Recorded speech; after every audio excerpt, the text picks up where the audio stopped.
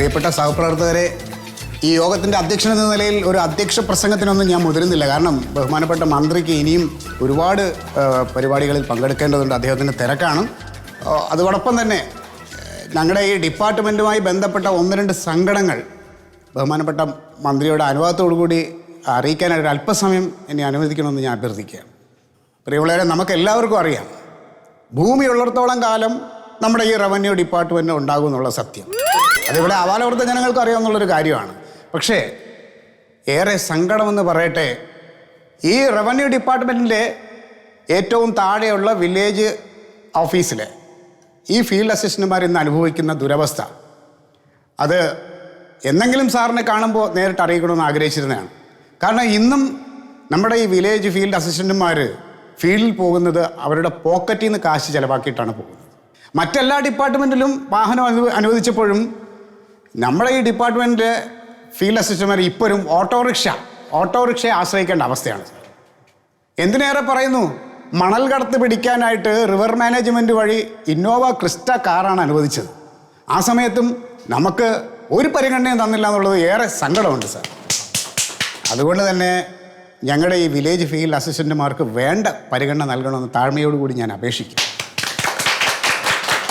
നമ്മുടെ ഈ സമ്മേളനം ഉദ്ഘാടനം ചെയ്യാനായിട്ട് ബഹുമാനപ്പെട്ട മന്ത്രിയെ ഞാൻ സ്വാഗതം ചെയ്യുന്നു.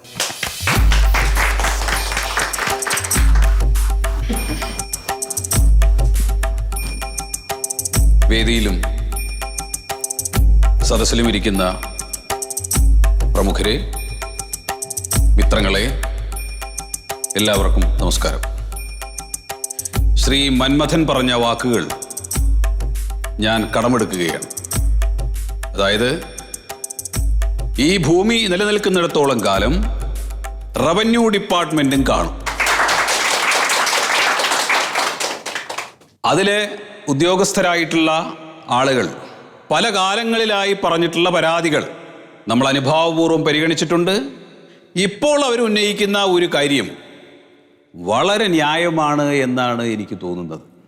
കാരണം റവന്യൂ റിക്കവറി, തർക്കഭൂമി സന്ദർശനം, കെട്ടിടങ്ങളുടെ ഒറ്റത്തവണ നികുതി പിരിവ് തുടങ്ങിയിട്ടുള്ള കാര്യങ്ങളുമായി ജനങ്ങളുമായി നിരന്തരം ബന്ധപ്പെട്ടുകൊണ്ടിരിക്കുന്ന ഉദ്യോഗസ്ഥരാണ്. അതുകൊണ്ടൊരു വാഹനം എന്ന് പറയുന്നത് ഒട്ടും അധികമല്ല, അത് വളരെ ന്യായമായ കാര്യമാണ്. കഴിഞ്ഞ ശമ്പള കമ്മീഷൻ ഇതേക്കുറിച്ച് അന്വേഷിക്കുകയും ഈ ഉദ്യോഗസ്ഥർക്ക് ഒരു വാഹനം അനിവാര്യമാണ് എന്ന് കണ്ടെത്തുകയും അത് രേഖാമൂലം അറിയിക്കുകയും ചെയ്തിട്ടുണ്ട്. അതുകൊണ്ട് വാഹനമില്ലാതെ ഇനി ഉത്കണ്ഠപ്പെടേണ്ട കാര്യമില്ല.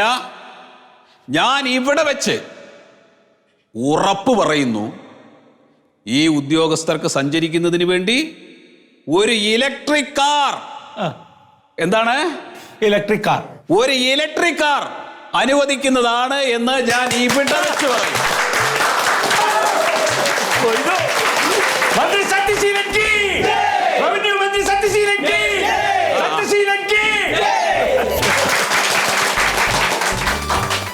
ഞാൻ കൂടുതലായിട്ടൊന്നും പറയാൻ ആഗ്രഹിക്കുന്നില്ല. ജനങ്ങളുമായി നിരന്തരം ബന്ധപ്പെട്ടുകൊണ്ടിരിക്കുന്ന ഈ ഉദ്യോഗസ്ഥർക്ക് ഏതെങ്കിലും രീതിയിലുള്ള ബുദ്ധിമുട്ടുകൾ, പ്രശ്നങ്ങൾ, പരാതികൾ ഉണ്ടെങ്കിൽ അത് അവർ പറയാതെ തന്നെ നിവർത്തിച്ചു കൊടുക്കേണ്ടത്, സാധിച്ചു കൊടുക്കേണ്ടത് മേലുദ്യോഗസ്ഥരുടെയും ഭരണാധികാരികളുടെയും കർത്തവ്യമാണ്. മറ്റൊന്നും പറയുന്നില്ല. ഈ യോഗം ഔപചാരികമായി ഉദ്ഘാടനം ചെയ്തതായി അറിയിക്കുന്നു. ജയ് ഹിന്ദ്.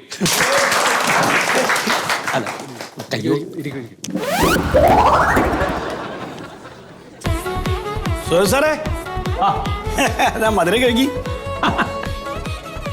മോനാ, സന്തോഷത്തിലാണല്ലോ. പറയണ്ട. അല്ലേ, ലഡുലോദിക്കാൻ മതിയോ? ലഡു തുടക്കത്തിലല്ലേ. നമ്മള് അവിടെ പോയപ്പോ മന്ത്രിയുടെ പ്രസംഗം കേട്ടോ. ഞാൻ കൈ കൊടുക്കാൻ അങ്ങോട്ട് കേറിയതാണേ. ആ കുരുത്തം കേട്ട SI എന്നെ തടുത്തു. അത് അയാളുടെ ഡ്യൂട്ടി അല്ലേ, മന്ത്രിനൊക്കെ കയറിയാണ്ട് പിടിക്കാൻ പറ്റുമോ നിങ്ങൾക്ക്? എന്തായാലും മന്ത്രി അത് പറഞ്ഞപ്പോണ്ടല്ലോ, ആ മന്ത്രിന്റെ ശബ്ദത്തിലുണ്ട് ആ കാറ് പെട്ടെന്ന് അനുവദിക്കുന്നുള്ളത്. എത്ര പെട്ടെന്ന് അനുവദിക്കില്ല. രാജ്യത്തെ സാധാരണ ജനങ്ങളുടെ ഇടയിലേക്ക് ഇറങ്ങിച്ചെന്ന് സേവനം നടത്തുന്ന എല്ലാ സർക്കാർ ഓഫീസുകളുടെയും കീഴ്ജീവനക്കാരുടെ ആവശ്യങ്ങൾ പറയാതെ തന്നെ കണ്ടറിഞ്ഞ് മേലധികാരികളും ഭരണാധികാരികളും ചെയ്തു കൊടുക്കണം എന്ന് പറഞ്ഞപ്പോ എന്റെ സാറേ, രോമൊക്കെ തെളിയിച്ചിട്ടേ സത്യാണ്, സാധാരണക്കാരുടെ മനസ്സ് മനസ്സിലാക്കി അതാണ്. ആ ഗുഡ് മോർണിംഗ്. Good morning. എന്താ ബർത്ത്ഡേ ആണ് ലഡു?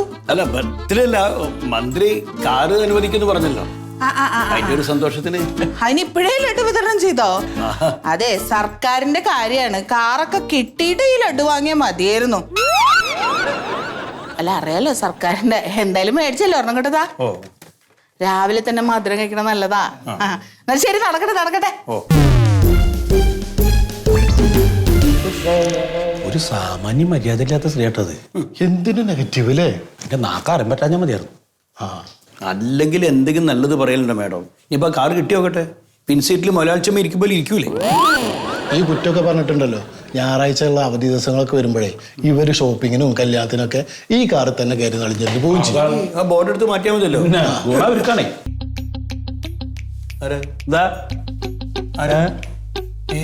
നമസ്കാരം എല്ലാവർക്കും നമസ്കാരം. ഹലോ, ആ അറിയോ, ഓർമ്മണ്ടോ? ആ ആ അറിയാം. നിങ്ങളറിയോ?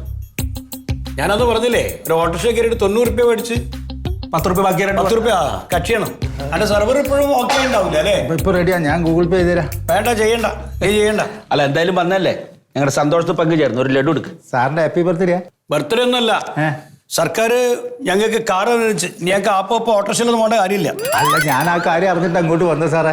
എന്ത്? സർക്കാർക്ക് കാർ അനുവദിച്ചല്ലോ, അപ്പൊ അതിന്റെ ഒരു വേക്കൻസി ഡ്രൈവറായിട്ട് ഉണ്ടാവുമല്ലോ. അല്ല, ഞാൻ അത് അന്വേഷിക്കാൻ വേണ്ടി വന്നാണ്. അതിന് ഞങ്ങൾക്ക് കാറാണ് അനുവദിച്ച, ഓട്ടോറിക്ഷ അല്ല.